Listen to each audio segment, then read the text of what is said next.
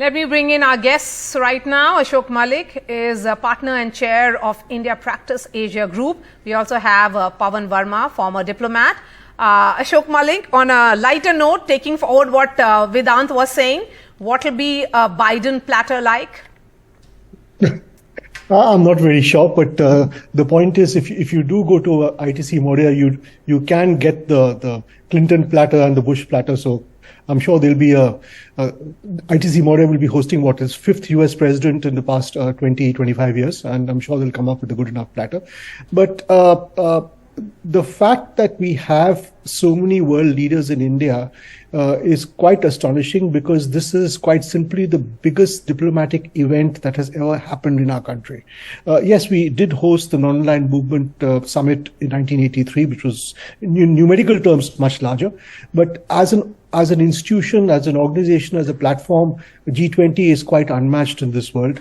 And to have so many world leaders in India, even though this is a rotating presidency, but to have so many world leaders in India at one given time is a huge event. And I think all of us will remember it for years to come, because we will not get the likes of this for another 20 years.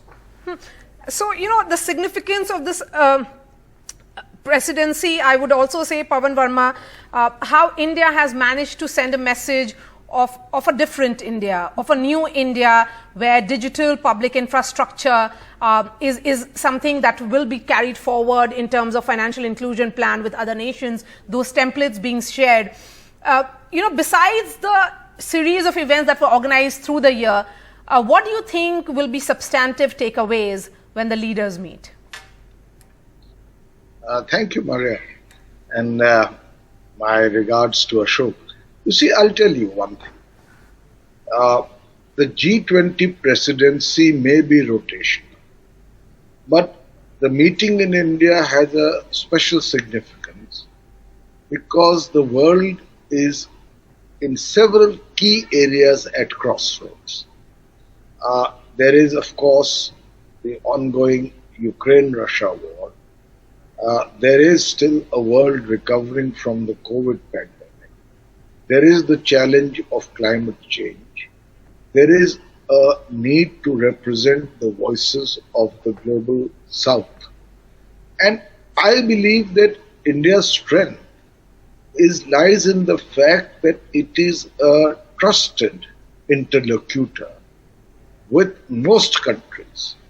It is followed a path in its foreign policy whereby it's not aligned with any one set of countries in what appears to be a new unfolding Cold War with China and Russia on the one side, and the US and the West on the other.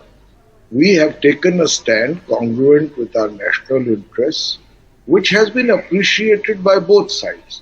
But in any case, the G20 was never conceived of as a forum to resolve security issues. It was a forum which was created after the financial meltdown of 2008, and therefore the many voices of doubt and concern about whether the G20 will lead to a Delhi declaration, I believe these are misplaced, because a declaration becomes easier when the world is more united, and a declaration is not mandatory when there are very entrenched positions on both sides. What is important? What is important is that we have planned the G20 summit well. There have been a whole set of meetings leading up to the summit in all parts of India. And in my view,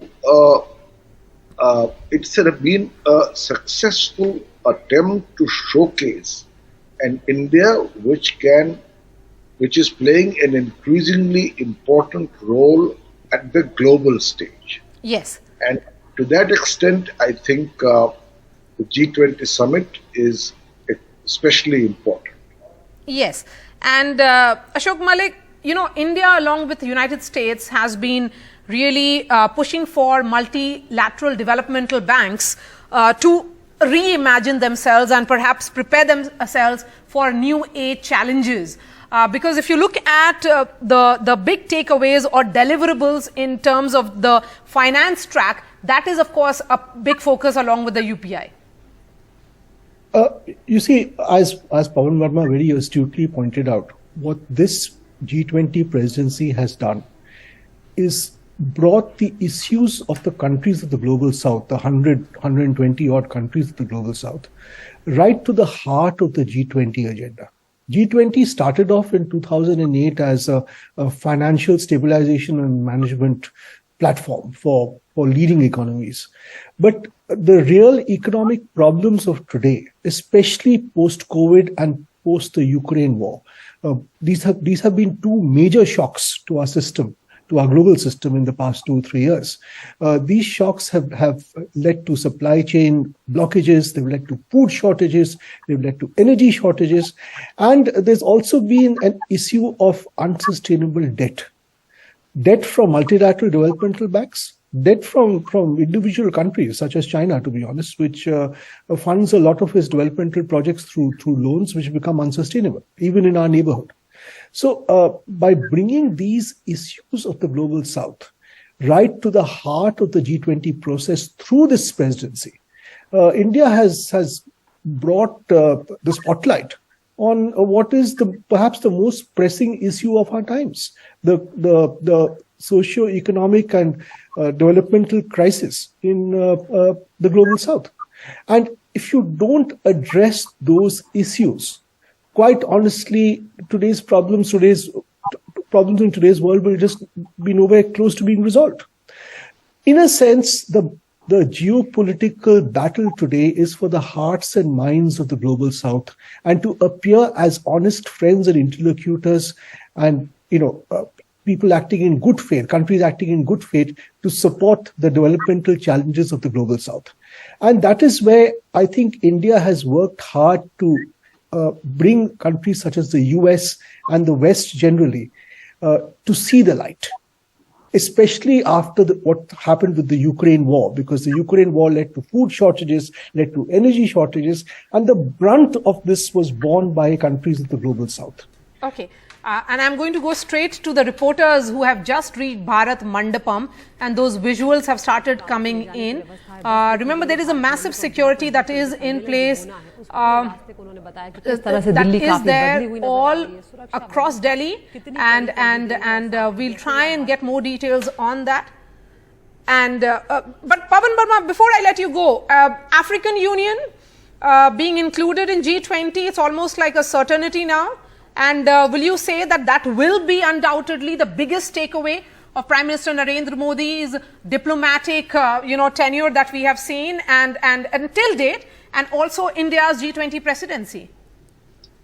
I think the initiative to include the African Union in the G20 is a positive one.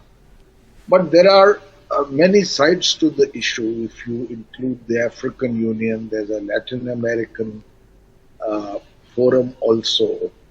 And we have to take a decision keeping all factors in mind. In my view, if the African Union were to join the G20, and we already have countries like Nigeria in the G20, it would be a positive step. But then we must take care about one thing. The G20's uniqueness is that it's one of the most compact forums, bridging the North and the South. And if it becomes unwieldy in a way, then sometimes, leave alone reaching consensus, the issues become proliferate, and a focused discussion on the key challenges becomes difficult. So we have to wait to see what will be the final announcement that happens. Pawan Verma and Ashok Malik, really appreciate your time, and thank you for sharing your perspectives.